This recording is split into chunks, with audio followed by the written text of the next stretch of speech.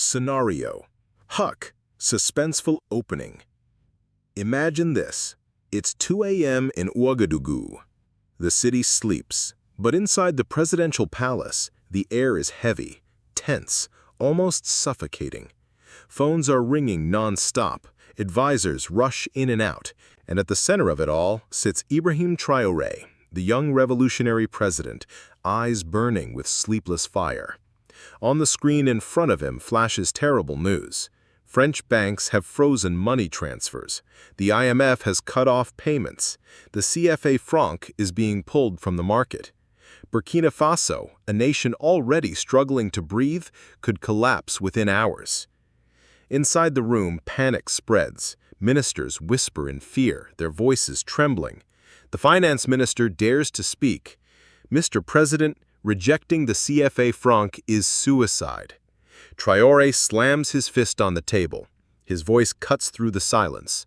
Suicide or liberation? The room falls quiet. Everyone stares. What he is about to propose has never been done before. But his eyes, sharp, unshaken, hold a dangerous certainty.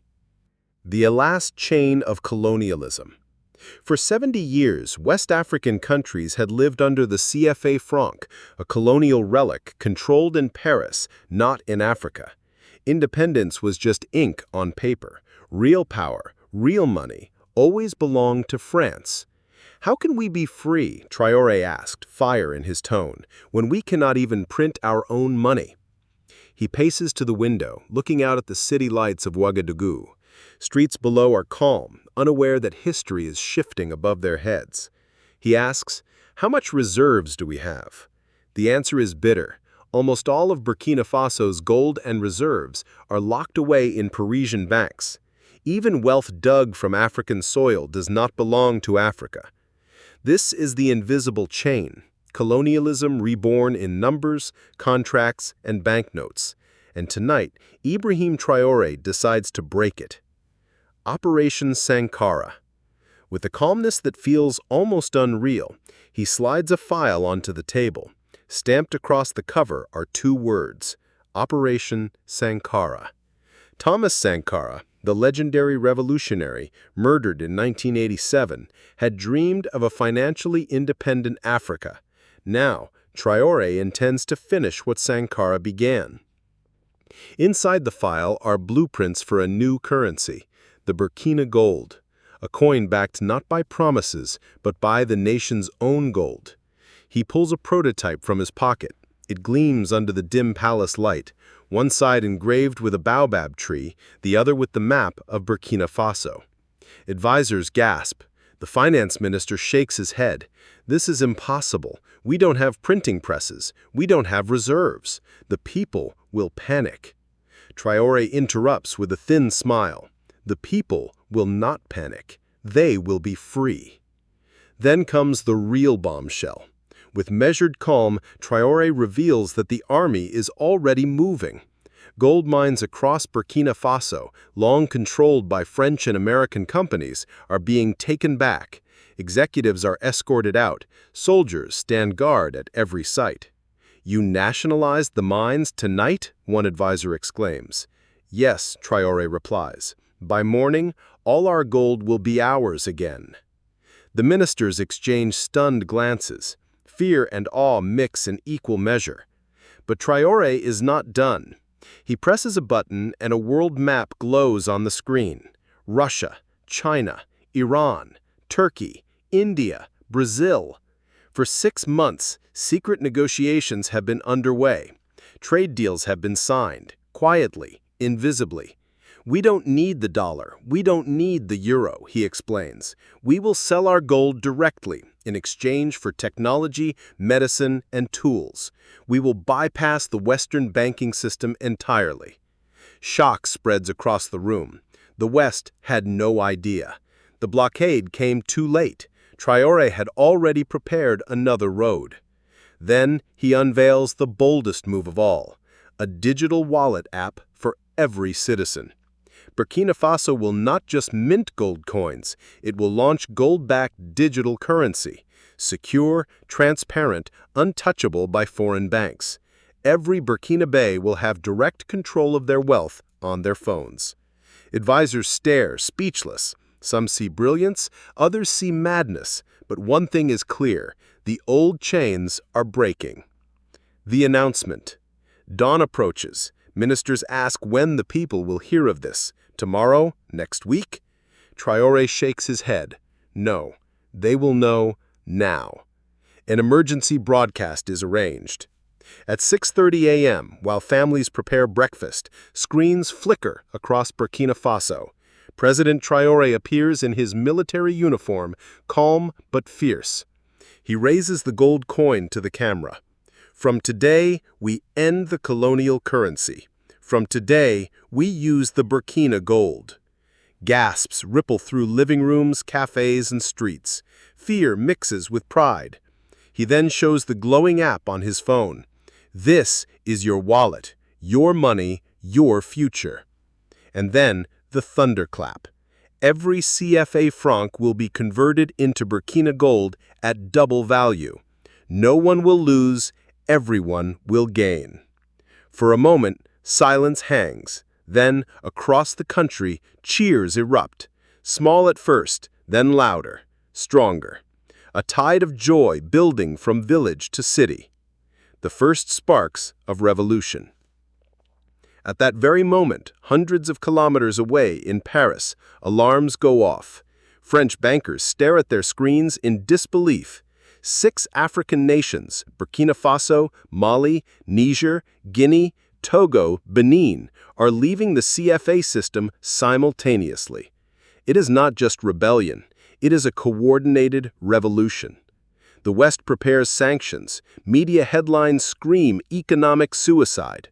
But in the streets of Africa, something else begins. Hope. Children smile as parents download the wallet app. Farmers hold coins with trembling pride. People whisper the same words across towns and villages. For the first time, this money is ours. The sun rises over Ouagadougou. The world has changed forever. Earth, the day after. The world woke up to shock.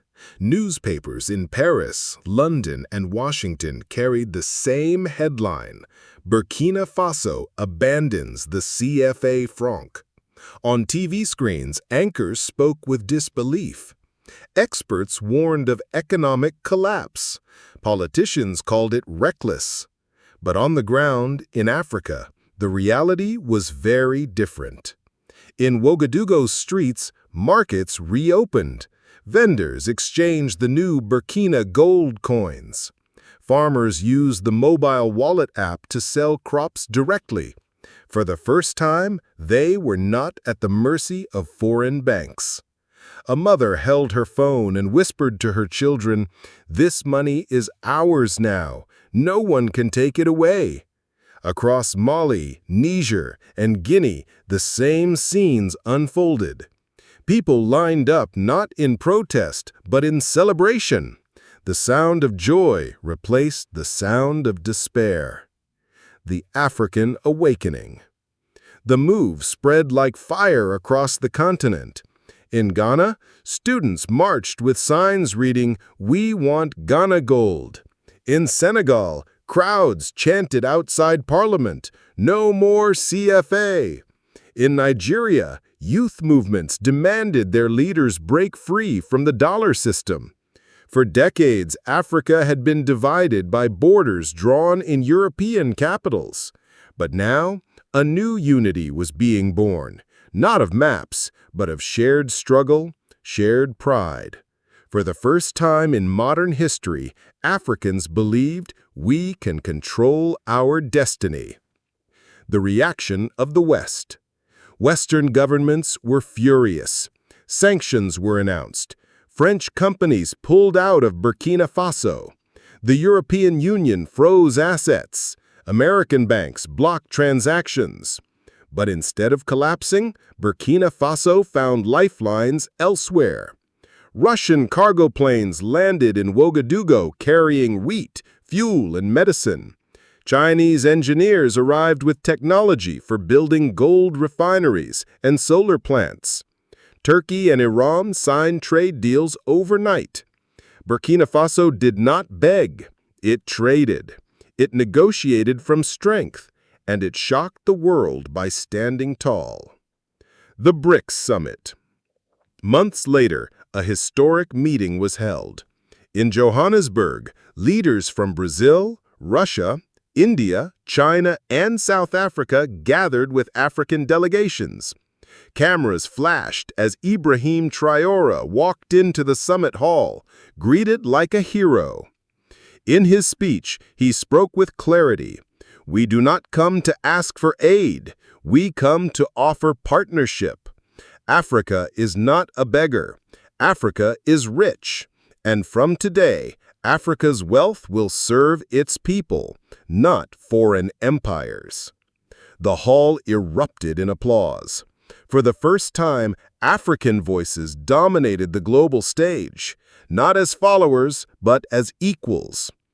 And then came the announcement.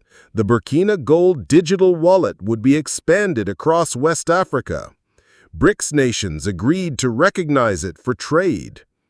Gold-backed currency was no longer an idea. It was now part of the global economy. The return of the gold. Gold refineries built in Burkina Faso began to shine. Every bar of gold stamped "Made in Africa" carried a message of defiance.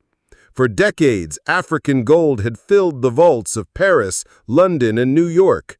Now, for the first time, Africa was keeping its treasure. Children visited museums to see coins of the new currency. Schools taught about Thomas Sankara, Patrice Lumumba, and Kwame Nkrumah, heroes who had dreamed of this day. Ibrahim Traoré was no longer just a president. He had become a symbol of continuity, a man carrying forward the dreams of the fallen. The struggle continues. But freedom is never easy. Attacks increased on Burkina Faso's borders. Armed groups, secretly funded by foreign powers, tried to destabilize the nation. Terror spread through villages. And yet, instead of breaking, the people grew stronger. Militias formed. Youth volunteered for defense. Farmers donated food to soldiers. Women marched in the streets, declaring, "We will not go back." The revolution was no longer just Traoré's. It belonged to the people. The UN stage. The turning point came at the United Nations. Ibrahim Traoré walked to the podium in New York. The world's cameras focused on him. He raised the gold coin high and spoke. "For centuries, Africa has been robbed. For decades, we have been told we are poor, while our soil is the richest on earth. Today, we say enough. Our gold will serve Africa. Our currency will serve Africa. Our dignity will serve Africa." The hall fell silent. Even critics could not deny the power of his words. For the first time in UN history, Africa's voice was not soft, not submissive. It was thunder. The new Africa. From that day, things began to shift. The African Union, once criticized for silence, started discussions on creating a pan-African gold-backed currency. Young people across the continent demanded leaders follow Burkina Faso's example. In villages, elders told children, "You are born in a new Africa. Protect it." In cities, artists painted murals of Traoré holding the Burkina gold. Musicians sang songs of liberation. A cultural renaissance bloomed. Africa was no longer waiting for permission. It was writing its own story. The legacy. Years from now, historians will remember the night when a young soldier chose courage over fear and a small nation dared to challenge empires. They will say, Burkina Faso lit the fire that spread across Africa. And the children of Africa will grow up knowing that freedom is not given, it is taken.